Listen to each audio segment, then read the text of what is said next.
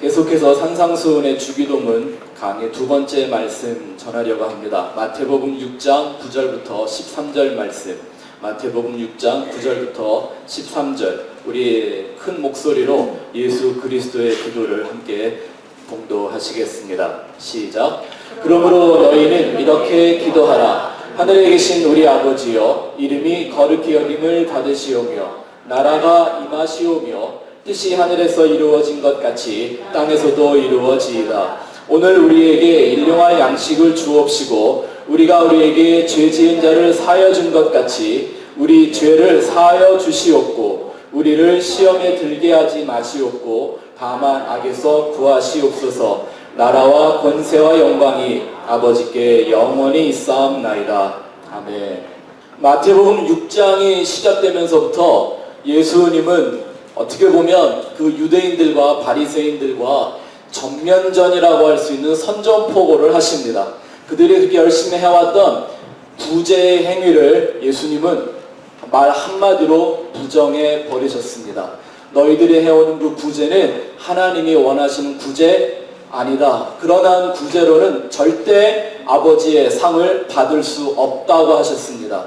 거기서만 끝나는 게 아닙니다. 두 번째는 주제가 뭐였습니까? 기도였습니다. 그 유대인들에게는 기도라는 행위가 굉장히 중요한 전통이었습니다. 자신들의 믿음의 행위, 또 자신들이 하나님 앞에 선택받은 선민이라고 하는 그것을 드러내기 위하여 억지로라도 하는 것이 그들의 기도였는데 예수님은 그들의 기도마저 전면적으로 부인하셨습니다. 이 말을 듣던 사람들이 얼마나 당황했을까 한번 생각해 보시기 바랍니다. 더군다나 예수님을 따르겠다고 했던 그 제자들 또한 이 말씀 앞에 얼마나 당황할 수밖에 없었을까요? 수십 년도 아니라 수백 년도 아니라 수천 년 동안 자신들이 옳다고 생각하면서 힘과 정성을 다해왔던 그 기도라는 일을 예수님이 한마디로 부정해버리셨습니다. 너희들이 그렇게 열심히 하는 그 기도는 결코 아버지에게 상달되는 기도가 아니다. 이 말 한마디를 했을 때 그 소리를 듣는 사람들의 심정이, 황당함이, 허무함이 얼마나 있을지 한번 상상하실 수 있겠습니까?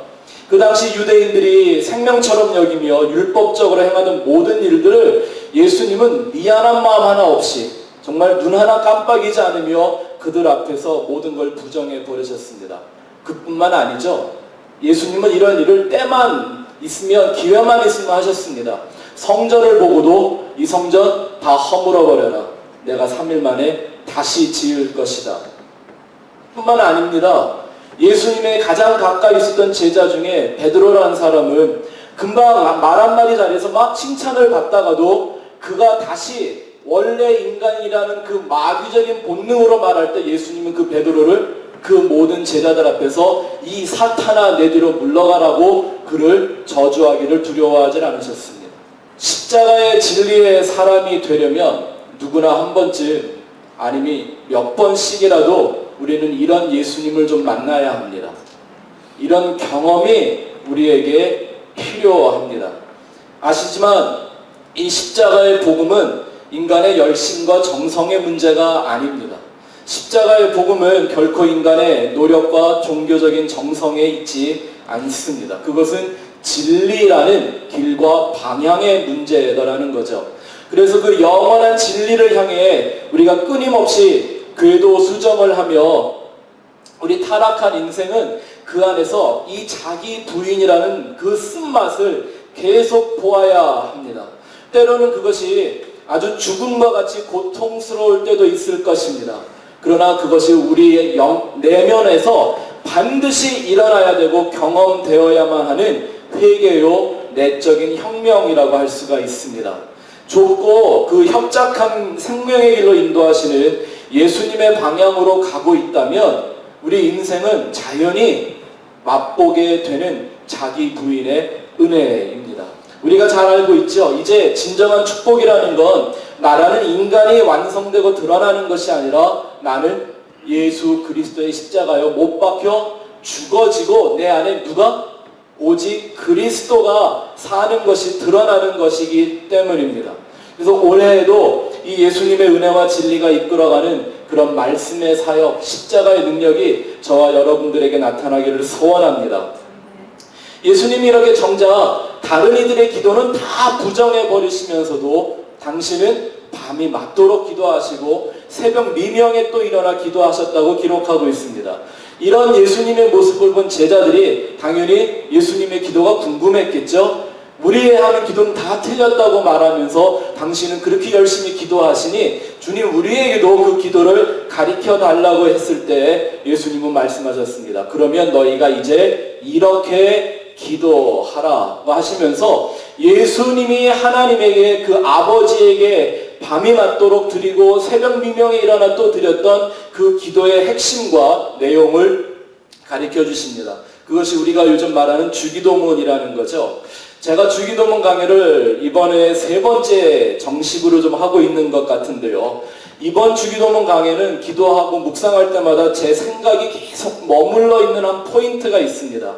어떤 그 기도의 내용과 원리를 생각한다기보다는 예수님이 제자들에게 지금 단순한 그런 기도하는 방식을 가르쳐 주시는 것이 아니라 예수님과 아들과 그 아버지, 예수님이라는 그 아들, 하나님이라는 아버지 사이에 있는 그 기도라는 세계 안으로 제자들을 끌고 들어가시는 겁니다. 그림을 좀 그려서 이해해 보시면 이 말씀의 뜻이 잘 이해되실 겁니다. 이거를 이해하셔야 이따가 하늘이라는 것을 말할 때, 설명할 때 여러분이 조금 더 쉽게 이해하실 수가 있습니다. 너희 스스로 개별적으로 필요에 따라 하는 기도를 가르쳐 주시는 것이 아니라 누구의 기도 안으로 들어오게 만드는다고요? 하나님이라는 그 아버지와 예수라는 그 아들 사이에 있던 그 기도 속으로 제자들을 끌고 들어오시는 거죠. 왜요? 그렇게 말씀과 기도 안에서 우리는 하나님과 예수 그리스도와 성령 안에서 하나가 되고 연합되어야 하는 거죠. 그게 바로 이렇게 기도한다라는 것의 핵심입니다. 예수님이 이렇게 기도하라라는 그 말은 예수님처럼 기도한다는 뜻이고, 예수님처럼 기도한다라는 건 마치 종교인들이 자기의 부족함이나 연약함을 채우기 위하여 어떤 힘 있는 신에게 자기의 요청을 간구하거나 치성을 드리는 그런 행위가 아닌 거겠죠. 한번 생각해 보세요. 이미 전지전능하신 아들인 그 예수님이 아버지에게 무슨 도움을 구하고 무슨 필요를 구했겠어요? 그럴 이유가 없지 않습니까? 아버지와 그 아들 사이에는 말입니다. 아멘? 그런 기도 하신 게 아니겠죠? 그러니 그 아버지와 아들 사이에 있었던 그 기도라는 그 영적인 세계 안으로 예수님은 제자들을 지금 끌고 들어가시는 겁니다. 바로 이 주님 가르쳐 주신 기도가 우리에게도 우리가 원하는, 우리가 세상에서 필요한 것을 간구하는 그런 미신적이고 우상숭배적인 기도를 하라는 것이 아니라 아버지와 아들 사이에 있었던 그 기도, 그 영적 관계의 대화 속으로 예수님이 그들을 끌고 들어가시는 그 은혜를 우리가 함께 누리게 되는 것입니다. 삼위일체라는 그 관계 안에서만 이루어지는 이 진리의 커뮤니케이션, 이거 한번 생각해 보십시오. 삼위일체 하나님, 성부, 성자, 성령 안에 있는 그 완전하고 영원한 진리의 커뮤니케이션 말입니다. 지금 이 주기도문은 예수님께서 인생들에게 그 안으로 들어오라고 하시는 초청과도 같습니다. 기독교 신앙은 하나님과 인생이 분리되어서는 결코 이루어지지 않는 신앙체계입니다. 내가 그 안에, 그가 내 안에 있을 때만 완성되는 것이, 그것을 이루어가는 것이 바로 기독교 신앙의 본질인 것이죠. 이걸 기도에 입각해서 다시 한번 설명을 드린다면, 단편적으로 설명을 드리면, 삼위일체 밖에서 하는 기도는 그 자체가 무의미합니다. 성도들이 하는 기도는 멀리 어디에 있는 하나님에게 하나님 어딘가 계시면 내 소리 들으시겠죠 하고 하는 그런 기도가 아니라, 우리가 그 삼위일체라는 그 영원한 관계 안에서 또 그분이 우리 안에 들어오셔서 그 연합된 진리의 커뮤니케이션, 그거를 예수님은 기도라고 하는 것입니다. 만약 이것이 내 안에 있는 하나님이 아니라 저 어딘가 멀리서 모든 걸 그냥 엄하게 절대적인 권력으로 다스리고 있는 하나의 조물주하게 하는 기도의 행위라고 한다면 세상의 역사상 누구도 바리새인들만큼 기도 잘할 수 있는 사람들이 없습니다. 여러분 한번 이 신비를 상상해 보시기 바랍니다. 우리가 지금 육신에 있는데, 내가 땅에 살고 있는데, 이 세상의 물질과 시간이라는 것에 이렇게 묶여있고 속박되어져 있는데, 내 영이 하나님이라는 그 삼위일체 안으로 들어가 그 안에서 함께 진리의 커뮤니케이션을 하는 겁니다. 저는 여러분들이 이 은혜와 신비를 깨닫고 경험하며 매일 느끼며 살아갈 수 있게 되기를 소원합니다. 예수님 당시에 예수님이 사용하셨던 언어는 사실 히브리어도 쓰셨지만 대부분 아람어를 많이 사용했다고 기록하고 있다는 것 여러분 듣고 아시고 있죠? 헬라어로 신약 성경에 쓰여 있기는 했지만 사복음서는 대부분의 언어가 아람어로 쓰여져 있습니다. 그래서 이 주기도문 공부를 하기 위해서 제가 아람어도 조금씩 들여다보고 있는데 하나 좋은 걸 배웠습니다. 아람어에서는 기도라는 말을 슬라라고 합니다. 따라해볼까요? 슬라. 근데 이 아람어에서는 슬라라는 기도는요, 무엇인가에 사로잡힌다, 함정에 빠졌다, 덫에 걸렸다라는 뜻을 갖고 있는 말이 기도랍니다. 그러니 그 당시에 예수님 시대에 사용했던 이 기도라는 말의 의미가 뭐예요? 그 삼위일체이신 하나님에게 완전히 사로잡히는 그 진리라는 하나님의 영원한 그 생명의 길로 묶이게 되는 그것을 바로 기도라고 표현하고 있다는 것입니다. 여러분들에게도 날마다 이 슬라가 이루어지게 되기를 축원합니다. 자, 오늘부터 우리가 주기도문의 한 절 한 절을 공부할 텐데요. 먼저 오늘은 9절 말씀 한 절만 보겠습니다. 같이 한번 다시 9절을 읽어볼까요? 시작. 그러므로 너희는 이렇게 기도하라. 하늘에 계신 우리 아버지여, 이름이 거룩히 여김을 받으시오며. 아멘. 여러분, 이 한 절의 말씀은 이론으로만 따지자면 성경에서 가장 어려운 단어들의 조합입니다. 이걸 한국말 순서가 아니라 원어의 순서로 본다면 아버지, 우리, 하늘, 이름, 거룩 이런 순서로 되어 있는데요. 사실 우리가 교회 다니다 보면 제일 익숙한 단어들이죠. 근데 사실 제일 알 수 없는 단어들이기도 하죠. 제일 이해하고 온전히 깨닫기에 어려운 개념들이죠. 여러분, 익숙한 게 아는 거 아닙니다. 익숙하다고 안다고 생각하면 큰일입니다. 이러한 의미들을요, 생각해 보십시오. 하나님이란 그 아버지, 그가 계시다고 하는 하늘, 그의 이름, 그의 거룩함, 이게 어떻게 인간의 생각과 언어에 다 담길 수 있겠습니까? 인간이 그걸 완전하게 이해해낸다는 것이 가능합니까? 바울이 3층 천을 경험했다고 간증을 합니다. 그러면 하는 말이 내가 몸 안에 있었는지 몸 밖에 있었는지도 모르겠다. 근데 아무튼 그 셋째 하늘로 내가 이끌려 올라갔는데 도대체 말로 설명할 방법이 없다라는. 좋긴 너무나 좋은데 사람의 생각과 언어로 그걸 표현해낼 수가 없다라는 겁니다. 그 실체를 보았더니 말입니다. 어찌 이 하나님 아버지가 인간에 다 이해할 수 있는 것이며 하나님이 다스리시는 그 하늘이라는 세계가 어찌 우리가 다 알 수 있는 거겠습니까? 문제는 우리가 이런 걸 대충 알고 안다고 생각하면 내 마음대로 그것을 거기다가 신적 권위를 부여하며 그 앞에 자꾸 절하는 겁니다. 지금 예수님은 그랬던 유대인들을 그 우상 숭배로부터 건져내시려고 하는 것이죠. 오늘 우리에게도, 오늘 현대 교회에게도 이 예수님의 은혜가 필요한 것입니다.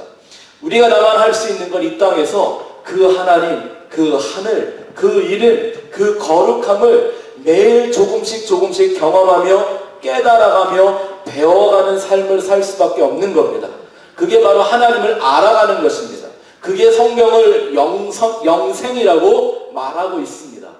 여러분이 잘 아는 히브리 단어 있죠? 히브리어. 야다. 그게 이 성도의 인생이란 말입니다. 베드로는 그걸 어떻게 얘기했는가 한번 볼까요? 베드로 후서 1장 3절 말씀 한번 읽어보고 가죠. 시작. 그의 신기한 능력으로 생명과 경건에 속한 모든 것을 우리에게 주셨으니 이는 자기의 영광과 덕으로서 우리를 부르신 이를 알므로 말미암음이라. 아멘.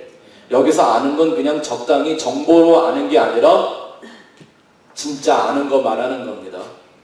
요즘 교회 다니는 사람들이 아는 건 많은데 아는 게 아니죠. 그런 지식으로는, 그런 이해로는 결코 천국의 문을 통과할 수가 없습니다. 하나님을 우리가 전인격적으로 배워가며 그 영원한 진리요 그 본질을 깨달아가는 삶이 우리 안에 일어나는 것이 바로 진리의 영으로 인도함을 받는 것이요 우리가 기도하는 목적이기도 합니다. 오늘 이 단어들 하나하나씩을 좀 같이 상고해 보려고 하는데요. 첫 번째는 우리 아버지라는 말을 한번 생각해 볼까요? 지난주에도 말씀드렸지만 이 아버지라는 단어가 이 주님 가르치신 기도 맨 앞에 나오는 것은 바로 기도하는 대상이 얼마나 중요한가를 가르쳐주는 것입니다. 내가 기도를 얼마나 많이 했느냐 혹은 열심히 했느냐 간절히 했느냐가 중요한 게 아니라 내가 누구에게 기도했느냐가 중요한 것이죠. 무엇을 위하여가 아니라 누구에게 기도하느냐에 따라 그 사람이 참 진리의 사람인지 아닌지가 구별되는 겁니다. 그가 진리의 본질을 아는 존재인지 아닌지가 구별되는 겁니다. 누구에게 기도하느냐에 따라 그 신앙이 진정한 믿음인가 아니면 우상숭배인가가 구별된다고 우리는 지난주에 같이 생각해 보았죠. 누구에게 기도하는지도 모르고 하는 기도가 과연 성경이 말하는 그런 기도일까요? 누군지도 모르고 믿는 믿음이 과연 성경이 말하는 믿음이겠습니까? 그러한 기도는요, 다 자기를 위로하는 거고 자기 암시적인 것이고요. 그렇게 하는 믿음이라는 건 다 믿으면 뭐가 된다고 하니까 믿어보려고 애쓰는 마인드 컨트롤하고 있는 거지. 그죠? 그래서 우리는 믿습니다를 그렇게 많이 하는 거 아닙니까? 예? S자를 꼭 세게 해. 그래야 더 믿어질 것 같으니까. 왜요? 그 근본에는 뭐가 있는 거예요? 안 믿어지는 거예요. 안 믿어지는 거. 또 믿겠다고 믿는다고 말하지만 누구를 믿는지를 모르니까 어려운 거예요. 제가 지난 송구영신 예배 때 성도님들 몇 분을 위해서 기도할 때요, 제 마음에 참 감사한 게 하나가 있었습니다. 여러분들이 자녀들이 기도 제목을 써왔는데 정말 몇몇 되지 않는 우리 아이들이지만 하나도 빠짐없이 아이들이 어떤 기도 제목을 제일 먼저 써놨냐 하면 새해에는 하나님과의 그 관계, 릴레이션십을 회복하고 싶다, 잘하고 싶다, 배우고 싶다 이렇게 기도문을 써놨더라고요. 제가 아이들이 그런 마음을 갖는다는 것만도 너무나 고마웠습니다. 근데 동시에 이런 생각이 들었어요. 왜 아이들이 이 관계를, 교회를 이렇게 다니고 있는데 예수 잘 믿는 부모들 밑에서 이 교회 생활을 같이 하고 있는데 왜 하나님과의 관계를 잘 못 누릴까? 모르니까. 하나님이라는 타이틀은 알고 있는데, 아버지라고 하는 타이틀은 이해를 하고 있는데 그 하나님이 누군지를 모르니까. 아무리 위대하고 놀라운 뛰어난 사람이라 하더라도요, 내가 모르면 내가 관계할 수가 없는 것과 마찬가지. 여러분들 기도 많이 해주십시오. 요번 우리 처음 하는 우리 1대1 관계를, 1대1 양육을 통해서 우리의 자녀들이 예수가 누구인 줄을 더 분명하고 더 깊이 있게 깨달아 그 아이들이 온전한 영적 관계 안으로 들어가 그걸 누릴 수 있게. 그래서 내년 송구영신 예배 때는 나에게 그 영원한 축복의 관계를 가르쳐주신 하나님 감사합니다라고 아이들이 기도할 수 있게. 할렐루야. 우리가 만일 하나님 아버지가 누군지를 모르고 무조건 기도한다면 예수님은 그 기도는 마귀라는 아버지에게 갈 수도 있다라고 경고하셨습니다. 왜냐하면 우리 모든 인생, 이 모든 죄인들은 그 마귀적인 속성을 갖고 세상에 태어납니다. 마귀적인 속성 그러면요, 뭐 도둑질이나 하고 뭐 간음이나 하고 나쁜 짓이나 하는 이런 걸 생각하시는 것 같은데 그렇지 않습니다. 하나님이 보시기에 인생에 있는 가장 마귀적인 모습은 뭐예요? 내가 주인 되고 내가 왕 되고 싶어하는 욕망인 것입니다. 그래서 성경은 끊임없이 종이 되라고 자꾸 얘기하는 거예요. 왜죠? 주인의 자리에서 내려와야만 되는 거니까. 예수님도 일부러 종의 행세를 하셨고요. 사람들이 예수를 왕으로 모시려고 하면 예수님은 일부러 굳이 도망 다니셨습니다. 세상을 바꾸러 오셨다면 왕이 되면 편하죠. 근데 예수님은 그 자리를 가지 않으셨습니다. 이 사람의 몸을 입고 오셔서 우리를 대신하여 우리의 죄를 위해 죽으셔야 했던 그 예수님, 그 마귀적인 왕 되고 싶어하고 주인 되고 싶어하는 그 욕망에서 완전히 우리를 벗어나게 하시기 위한 모습을 같이 보여주셨던 거죠. 또한 이 기도라는 건 이 아버지를 대상으로 할 뿐만 아니라 그 아버지를 바라봄으로써 계속적으로 그 하나님 아버지를 알아가는 것이 목적이기도 합니다. 우리가 전에 출애굽기 공부할 때 한번 배웠습니다. 히브리어로 기도는 팔랄이라고 하는데 그 기도라는 말의 뜻은 하나님을 보고 나를 본다라는 뜻이 있는 겁니다. 더 좀 설명을 한다면 하나님을 보고 나를 보며 비교해 보면서 내가 내 스스로를 하나님 앞에서 점검한다, 심판한다 이런 뜻이 있는 겁니다. 그래서 성경은 하나님 앞에서 자기를 심판할 줄 아는 사람들은 심판을 이미 받은 것이요, 심판할 줄 모르는 사람들은 마지막에 영원한 심판을 받게 될 거라고 성경이 가르쳐주고 있죠. 6장은 예수님이 계속해서 아버지 얘기를 하십니다. 7장에 가서도 보면 무슨 얘기를 하시든지 그 주제 하나하나를 얘기할 때마다 하나님의 아버지 되심을 설명해 가고 있죠. 기도는 바로 그것입니다. 하나님이란 아버지에게 하는 기도이지만 그 아버지를 향해 기도하는 까닭은 그 아버지가 누구인 줄을 알아가는 그 삶이 우리 안에 이루어져야 하는 것이기 때문이죠. 여러분, 아버지를 다 알고 계십니까? 그 하나님이라는 아버지? 인생이라는 게 꼭 이런 모습이죠. 어릴 때 유괴를 당했다고 한번 쳐봅시다. 근데 그 유괴범이 너무 잘해줘. 내 부모보다 더 잘하는 거예요. 내 부모는요, 나 이빨 썩을까봐 사탕도 못 먹게 했는데 유괴범은 달려면 안 주면 울고 시끄러우니까 그냥 막 주는 거예요. 그러니 누가 점점 좋아져요? 부모보다 유괴범이 좋아지고 단맛에. 그러면 나중에 이 아이는 자라나면서 누구를 자기의 부모처럼 보호자처럼 생각하고 살까요? 그 유괴범을요. 유괴범은 그 아이를 정말 사랑해서 보호하고 먹여주고 재워주는 게 아니라 자기의 욕심을 이루기 위하여 그를 사로잡고 있는 건데도 불구하고 그걸 모르는 어린 아이는 유괴범하고 사는 거 괜찮네 라는 생각을 어느 날 하게 될 거예요. 물론 하루 이틀에는 아니겠죠. 근데 그게 만약에 1년 가고 5년 가고 10년 간다고 생각해 보십시오. 나중엔 그 유괴범이 더 좋아지지 않겠습니까? 근데 어느 날 진짜 아버지가 나타나 이 아이를, 이 자식을 그 유괴범의 손으로부터 끄집어내가는 겁니다. 잊어버렸던 아버지의 얼굴을 다시 보았다고, 기억이 안 나던 아버지의 이름을 다시 알았다고 아버지를 다 아는 게 아닙니다. 아버지와 함께 사는 날부터 이 아들은, 이 자식은 계속 그 아버지가 누구인가를, 어떤 아버지인가를 계속 배워가야 하는 거죠. 고아라고 비유해도 마찬가지입니다. 성경은 하나님을 고아들의 아버지라고 얘기하는데 우리가 다 이 땅에 태어날 때 뭘로 태어난 거예요? 하나님이라는 아버지를 잃어버린 고아로 태어난 걸 의미하는 거죠. 근데 어느 날 그 아버지가 찾아오신 겁니다. 내가 해야 될 일은 그 아버지가 누구인가를 배워감으로써 그 아버지와 같은 존재, 아버지의 기업을 이을 존재, 아버지의 유업을 받기에 합당한 존재가 되어가야 하는 것이죠. 그럼 뭐로 가능한가요? 키 크고 몸이 잘한다고 되는 게 아니에요. 그 아버지를 온전히 이해해야만 되는 거죠. 그 아버지를 배워가고 그 아버지를 향해 나아가는 것이 바로 기도의 목적이고 과정이기도 합니다. 우리가 이제 좀 존댓말로 쓰니까 아버지 이렇게 하는데요. 사실 성경에는요, 이 아람어 원어에는요, 아바라는 단어를 사용하고 있습니다. 아바. 근데 오늘 우리가 같이 좀 이 의미를 바로잡아야 할 필요가 있습니다. 신약 성경은 헬라어로 쓰여 있지만 그 당시의 언어는 아람어라고 얘기했죠. 아람어라는 게 이렇게 들어는 보셨지만 안 익숙할지 모르시겠는데, 아람어는 지금 중동 지방 모든 언어의 뿌리이기도 합니다. 히브리어의 조상이기도 하고요.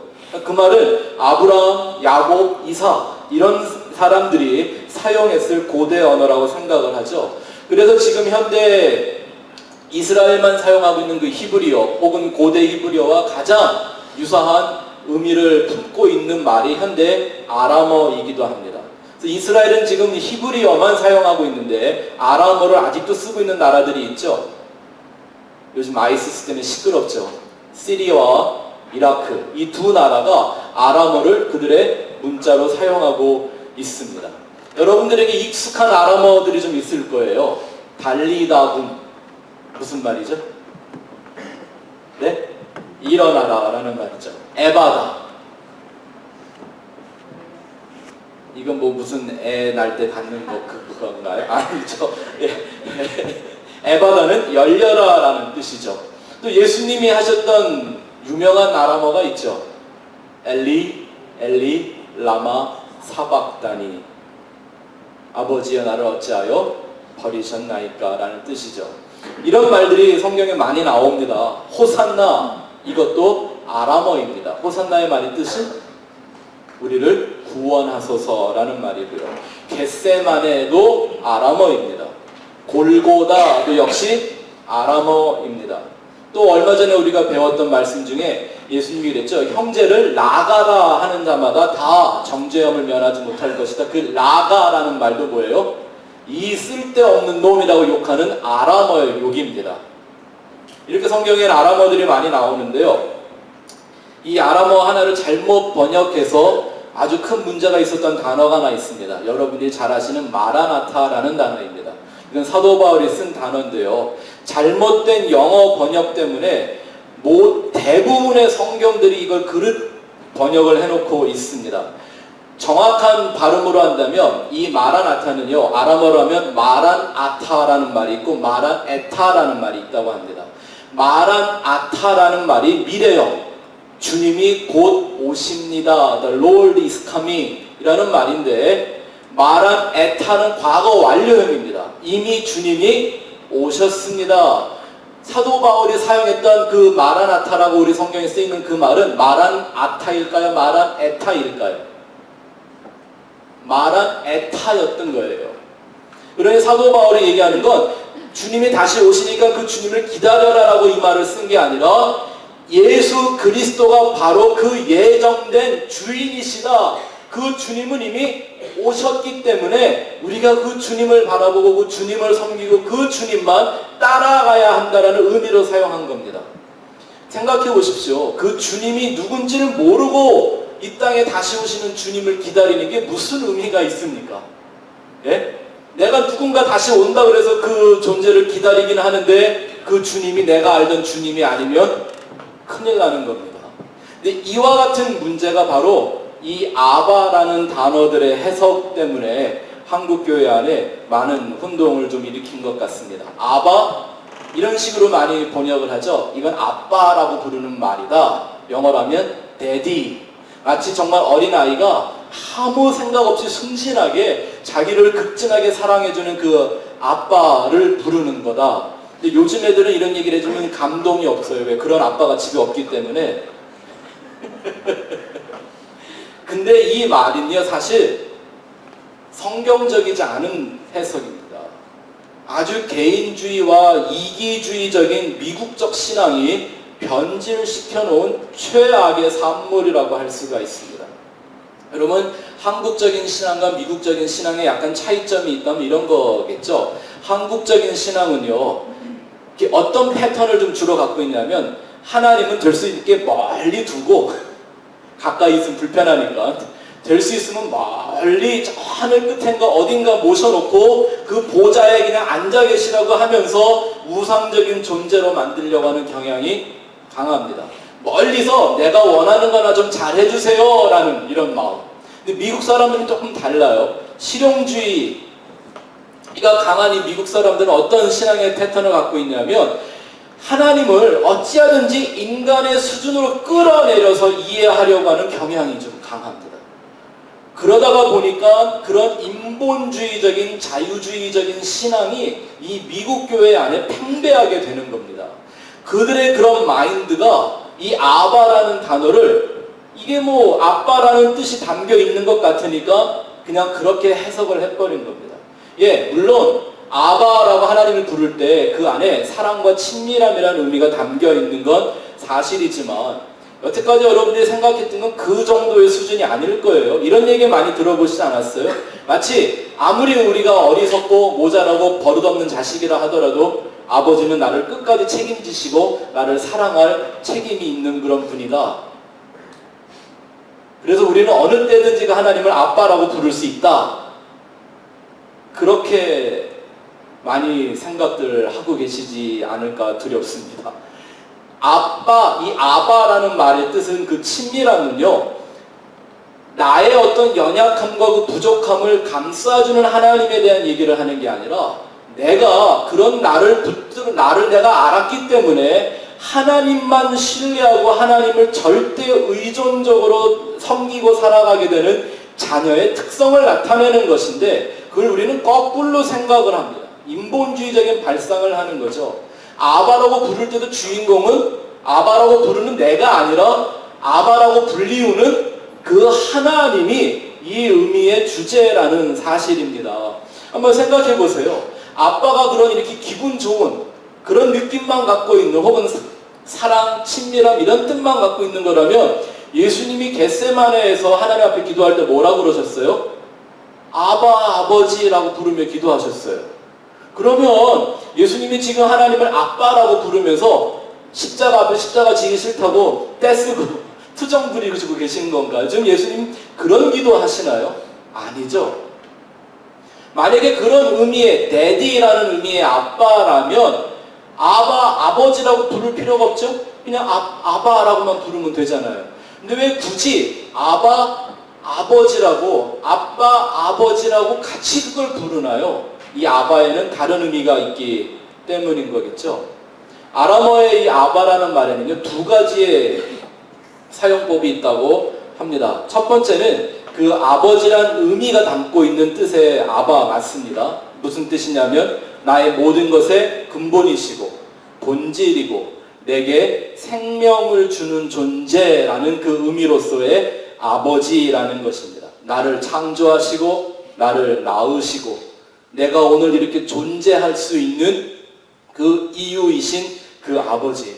그러니까 하나님을 아바라고 부를 때는 어떤 뜻이 담겨 있는 거냐면 그거 아니면 나는 존재할 수도 없고 나는 가치 있는 존재도 아니다라는 걸 고백하는 신앙 고백적인 부름인 것이죠. 그래서 시편 기자들은 하나님을 찬양할 때 보면 항상 뭐라 그래요? 하나님이 나의 생명이십니다. 내 생명의 전부이십니다. 조금 더 은혜를 받으면 뭐라고 고백해요? 주님이 내 생명보다 나으십니다. 그러므로 내 입술이 여호와를 영원토록 찬양합니다. 그런 하나님에 대한 최상급 내 존재의 이유와 가치를 말하는 하나님에 대한 부름이 바로 아버지였던 것이죠. 또 이 두 번째 사용 방법은요, 우리가 아는 것처럼 사랑과 친밀함의 최상급으로 사용하고 있었는데요. 그들은 재미있게 사랑하는 사람들을 아바라고 불렀다고 합니다. 그래서 심지어 아버지가 자식을 부를 때에도 아바라고 불렀다고 합니다. 자식이 부모에게만 아버지라고 하는 게 아니라 그럼 또 누가 누구도 그렇게 불렀을까요? 남편이 아내한테도 자기의 그 최고의 사랑과 친밀함을 고백할 때에도 아바라고 그랬대요.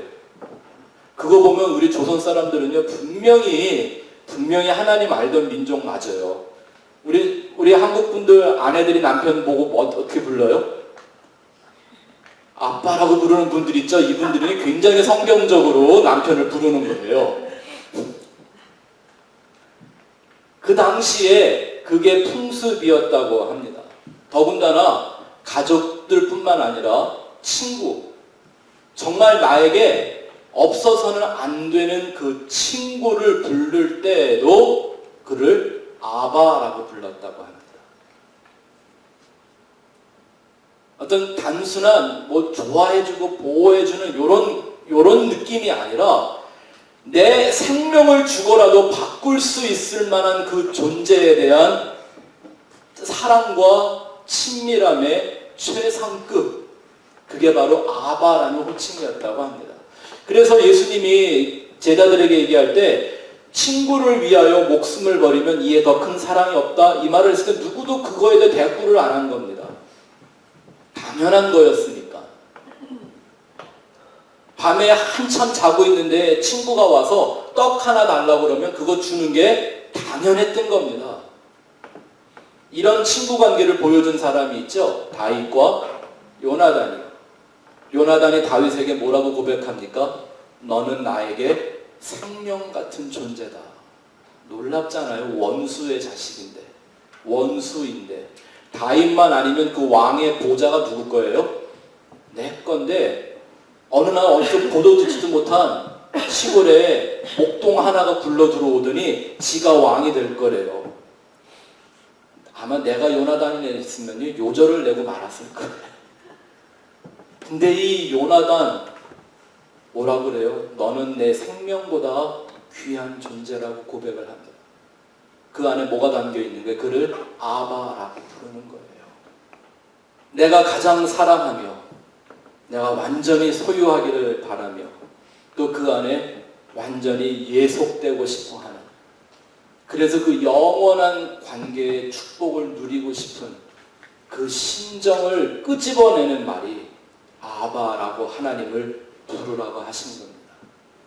또 이 아바라고, 아바, 아버지라고 부르는 것에 대한 마지막 하나의 우리가 생각해 볼 부분은 1대1의 직접적이며 영원한 관계 안으로 예수님께서 그 우리들을 그 안으로 불러들이는 것이죠.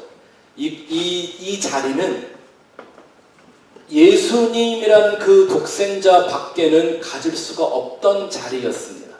하나님의 아들이라는 자리 말입니다. 이해되십니까? 유대인들에게는 하나님을 아바라고 부르는 걸 상상할 수 없었던 거예요. 왜요? 율법주의적에 묶여있는 그 유대인들에게는 하나님은 절대적인 심판자이기 때문에 그에 대해서 어떤 친밀함을 느낄 수가 없는 거죠. 부담과 책임만 느낄 뿐인 거죠. 두려움과 공포를 느낄 뿐인 거죠. 그러니 열심과 정성을 다할 수밖에 없었던 거죠. 그러던 유대인들에게 예수님이 이렇게 기도하라, 아바, 아버지라고 불러라. 그들에게 이것이 얼마나 큰 충격이었을까 한번 생각해 보십시오. 또 어느 날 이 말씀을 깨달았던 예수님의 제자들이나 혹 그 어떤 유대인들이라도 하나님이 내 아바, 아버지셨는가? 그 하나님을 아바라고 부를 때 그들이 느끼는 감동이 어떠했을까? 저는 아버지 소리를 아주 많이 하는 우리 한국교회 안에 아버지라는 소리는 많은데 그 아버지에 대한 감동이 없는 게 서글픕니다. 여러분들은 그 하나님을 아바, 아버지라 부를 때 그 안에 그 아바, 그 사랑, 그 친밀함, 그 감동, 그 은혜가 느껴지십니까? 만일 우리가 이 하나님 아버지를 아바라고 부를 수 있어서 그 예수님만이 가질 수 있었던, 성자 예수님만 가질 수 있었던 그 아들의 자리가 내 자리라는 걸 알고 내가 그 자리를 초청받아 내가 그 자리에서 하나님을 아바라고 부른다는 감동을 이해하고 있다면 우리는 사실 다른 기도 안 해도 상관없습니다.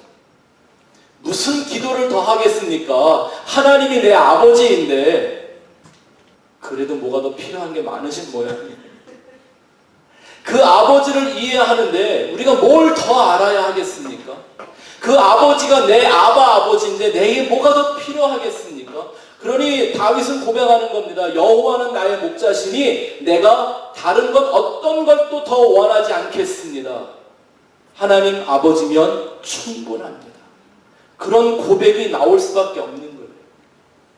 그러니 그들의 찬양은 하나님을 깨닫고 하나님을 계시하며 하나님을 높이는 기도를 했지, 하나님 나 이것도 없어요, 저것도 없어요, 이것도 주세요, 저것도 주세요 하는 다고다고하는 거머리 같은 기도가 아니었단 말입니다. 여러분들에게 이 아버지라고 하나님이 부르는 감동이, 그 은혜가 살아있기를 주의 이름으로 축원합니다. 그 아버지에 대한 감동과 은혜와 축복이 여러분 삶 속에, 여러분 영혼 속에 살아있을 때 여러분을 움켜쥐고 있는, 여러분 속에 숨어있는 모든 어두움이 다 사라지고 제거되길 줄을 믿습니다. 그것이 건강의 문제이든 혹은 그것이 마음의 문제이든 그것이 어떤 문제이든지 간에 그 아버지의 생명의 빛이, 그 축복이 그 모든 어둠과 모든 저주를 다 몰아내게 될 것입니다. 근데 아무리 아버지 해도요, 그 안에 그 감동이 없으면 그건 아버지 아닙니다. 마지막 하늘에 대한 얘기를 하고 마치도록 하죠. 하늘에 계신 우리 아버지라고 했죠. 이 하늘이라는 말이 원래 성경에는요, 하늘이라는 단수가 아니라 하늘들이라고 하는 복수로 쓰여져 있습니다. 그래서 제가 영어 제목에는 Our Father who is in heavens라고 원어에 맞게 써놨는데요. 전에 우리가 샤마임이라는 그 하늘 공부한 적이 있었죠. 그때 좀 설명을 드렸는데, 성경이 하늘이라는 말을 단수로 쓰면 그건 우리가 보는 이 하늘, 스카이를 의미하는 거죠. 저 우주, 유니버스 혹은 코스모스, 이런 거를 눈에 보이는 하늘을 말할 때는 단수로 하늘을 씁니다. 그런데 눈에 보이지 않는 그 하늘, 하나님이 계시다고 하는 그 하늘을 설명할 때는 복수로 사용합니다. 이러한 복수의 형태는요, 숫자적인 개념이 아닙니다. 수적으로 혹은 물질적인 개념으로 표현할 수가 없고 이해될 수가 없는 거기 때문에 그냥 복수로 쓰는 겁니다. 예를 들면 이런 거죠. 하나님이 태초에 천지를 창조하시니라. 여기 나온 하나님이 뭐예요? 엘로힘이라고 들어보셨죠? 그 엘로힘은 단수예요, 복수예요? 복수예요. 그러면 하나님들, 하나님이 여러 개라는 거예요. 그리고 잘못 이해하면 삼신론에 빠져요. 이건 이단입니다. 근데 하나님은 삼위일체이라면서요. 한 분이세요, 한 분. 그 안에 삼위가 있는 거죠. 우리는 그걸 다 이해할 수가 없어요. 그래서 그 하나님 당신을 이렇게 표현할 때 그냥 그렇게 복수 형태로 말씀을 하는 거지 숫자적인 그런 개념이 아니라는 겁니다. 그리고 여기 쓰여져 있는 하늘들이라는, 그 하늘들 안에 계시다라는 건 우리가 생각하는 어떤 장소적인 개념이나 어떤 위치적인 이런 개념 아닌 거겠죠. 그러면 그게 무엇을 뜻하는 건지 한번 우리가 다시 한번 좀 생각을 해봤으면 좋겠습니다. 천지 창조를 하나님이 하신 까닭은 이런 거라고 했습니다. 하나님이 하늘과 땅을 창조하신 것은 그 천지 창조로 인해서 하나님이라는 존재를 우리에게 계시해 주기 위함인 겁니다. 그래서 모든 창조 안에 그것을 가만히 들여다보면, 자세히 주의해보면 뭐가 보인다? 하나님이 보인다고 로마서 1장이 말하고 있는 겁니다. 범신론하고는 달라요. 펜테이즘이라고 하죠. 모든 것이 신적 존재와 가치가 있다, 이런 범신론을 말하는 게 아니라 모든 것이 하나님을 설명하기 위하여 창조된 것이다라는 겁니다. 맞습니까? 저도 마찬가지고 여러분도 마찬가지고, 우리 옆에 사람들 빨리 말씀해 주시기 바랍니다. 당신은 하나님을 계시하기 위하여 창조되었습니다.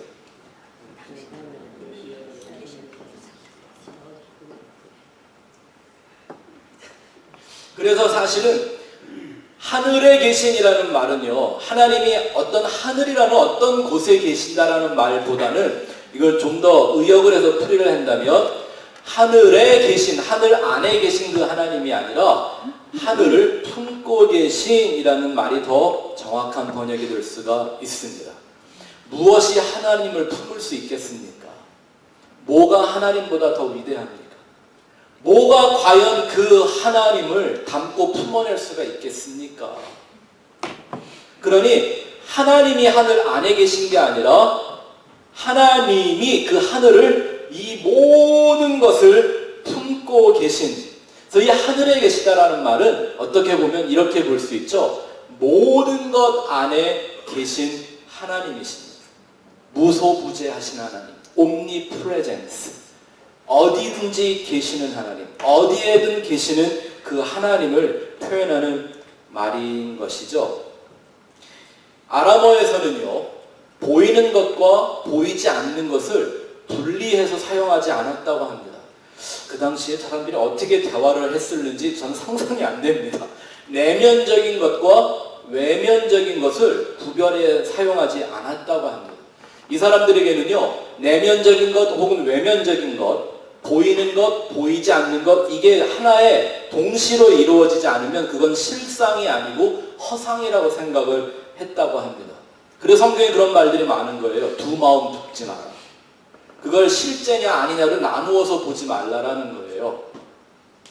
이런 것 때문에 우리 한국교회에 있는 큰 참 속상한 단어가 하나 있죠. 신앙생활. 원래는 한 단어인데 따로 하죠. 신앙 따로, 생활 따로.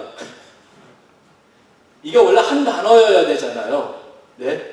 이게 현대적인 게 이렇게 문제가 많은 거예요. 믿음과 행위를 성경은 굳이 분리하지 않았던 것이 뭐냐면요, 그들에게 믿음이 행위였어요. 행위가 없는 건 믿음도 아니라고 야고보가 말했던 이유가 바로 이렇게 분리하지 않았던 거예요.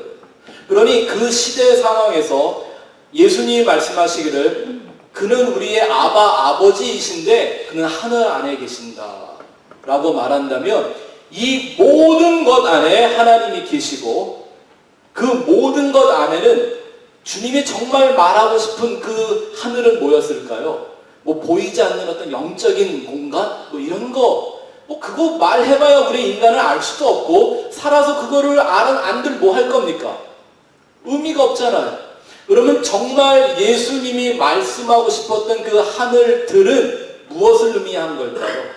정말 하나님이 품고 있어야 되는 그 하늘, 하나님이 계신 그 하늘,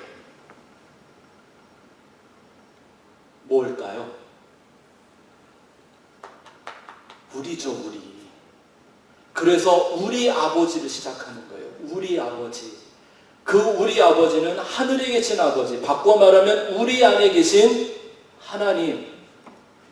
여러분, 이 하늘이란 말은 눈에 보이는 저 하늘이라는 뜻이 아니라 하나님을 설명하는 그 모든 진리와 그 본질을 의미하는 건데, 그것이 하늘인 것이고 우리가 그 하늘 안에 속한 사람들이고, 그 하늘이 내 안에 있을 때 내 안에 하나님이 계시는 겁니다. 아멘. 자, 이 얘기를 예수님이 이렇게 풀어주시죠. 누가복음 17장 20절 21절 같이 보겠습니다. 시작. 바리새인들이 하나님의 나라가 어느 때에 임하니까 묻거늘 예수께서 대답하여 이르시되 하나님의 나라는 볼 수 있게 임하는 것이 아니요 또 여기 있다 저기 있다고도 못하리니 하나님의 나라는 너희 안에 있느니라. 아멘. 이 하나님의 나라, 그 하늘이 어디 있다고요? 우리 안에 있다고요. 여러분, 우리 인간은요, 육신을 벗어나는 그 순간 하늘로 들어갑니다. 하늘이 됩니다. 누가 계신 곳으로? 하나님이 계신 곳으로, 하나님이 품고 있는 그 안으로 들어가는 겁니다. 그래서 예수님은 오셔서 요한복음 같은 말씀에서는 특별히 뭐 안에 있다라는 얘기를 그렇게 많이 하시는 거예요. 우리가 전에 배웠던 요한복음 14장 20절 말씀, 그날에는 내가 아버지 안에, 너희가 내 안에, 내가 너희 안에 있는 걸 알게 되리라. 이게 도대체 무슨 관계가 이래요? 이렇게밖에는 막 인간의 말로는 설명이 안 되는 거예요. 그게 바로 하늘에 계신 우리 아버지를 말하는 거고요. 그것이 우리가 말씀과 기도로 살아가는 목적이고요. 그 하늘이 내 안에서 이루어지고 있음을 설명하는 겁니다. 그래서 내 주 예수 모신 곳이 그 어디나 하늘나라라는 말은요, 그냥 시적인 고백이 아니라 이게 영적인 실제입니다. 아멘. 우리는 이 땅에서부터 그 하늘을 살아가는 사람들이어야 합니다. 저는 여러분들이 이 하늘에 계신 우리 아버지, 요 한 문장을요, 일주일 내내 여러분들 마음속에서 이 소리가 울리고 있었으면 좋겠습니다. 금주 내내 제 설교 들은 것만 생각하려고 하지 마시고 그 하늘에 계신 나의 아버지를 불러보십시오. 그래서 인간의 목마름이 어떤 신적 존재를 찾고 나의 연약함과 부족함 때문에 힘센 어떤 존재를 찾는 그런 마귀적인 몸부림이 아니라 이 창조주이시며 나를 위하여 아들까지도 십자가에 못 박으신 그 아버지에 대한 은혜와 축복과 감동이 여러분들 안에 살아있기를 바랍니다. 다음 주일 예배 드릴 때 보면 압니다. 그 아버지와 함께 살았는지 아닌지. 하늘에 계신 우리 아버지가 제 안에, 여러분 안에 계십니다. 기도하겠습니다.